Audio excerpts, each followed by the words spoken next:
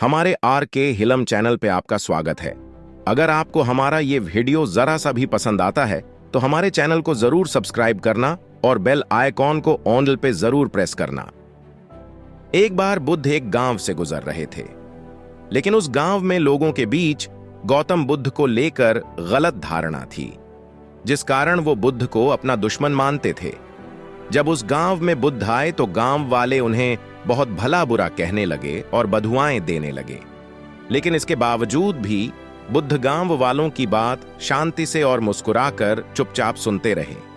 गांव वालों ने देखा कि उनकी बातों का बुद्ध पर कोई असर नहीं हो रहा है और वे विनम्रता से उनकी बातें सुन रहे हैं। गांव वाले जब बोलते बोलते थक गए तो आखिर में बुद्ध ने कहा कि यदि आप सभी की बातें समाप्त हो गई हों तो मैं अब प्रस्थान करूं। बुद्ध की बात सुनकर गांव वाले हैरान रहे, लेकिन उस भीड़ में एक व्यक्ति ने बुद्ध से कहा कि हमने तुम्हारी कोई प्रसन्नता नहीं की है, हम तुम्हें बधुआएं दे रहे हैं, क्या तुम्हें इससे कोई फर्क नहीं पड़ता? बुद्ध मुस्कुराते हुए बोले, जाओ, मैं आपकी गालियां या बद्दुओं को लेता ही नहीं। आपके द्वारा दी गई गालियों से भला मेरा क्या होगा? जब तक कि मैं आपकी गालियों को स्वीकार ही नहीं करता, इसका कोई परिणाम ही नहीं होगा।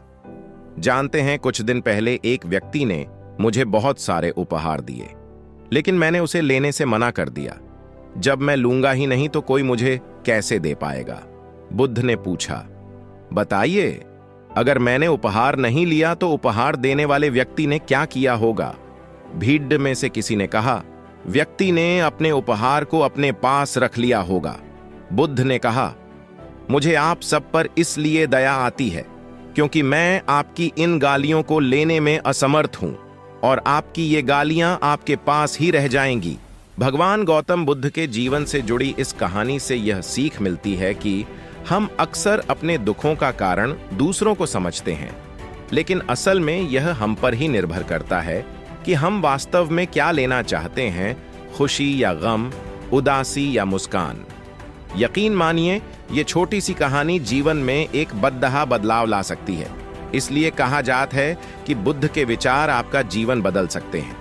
बुद्ध की आज की अमृतवाणी में आपको बताएंगे गौतम बुद्ध से जुड़ी एक ऐसी कहानी के बारे में जिससे आपके जीवन में खुशियां ही खुशियां रहेंगी, क्योंकि बुद्ध का मानना है कि यह पूरी तरह से आप पर ही निर्भर करता है कि आप खुशी या गम क्या लेना पसंद करते हैं। महात्मा गौतम बुद्ध को बौद्ध धर्म का संस्थापक कहा जाता है। उन्होंने वर्षों बोध गया के बोधि वृक्ष के नीचे बैठकर तपस्या की और इसके बाद उन्हें दिव्य ज्ञान की प्राप्ति हुई।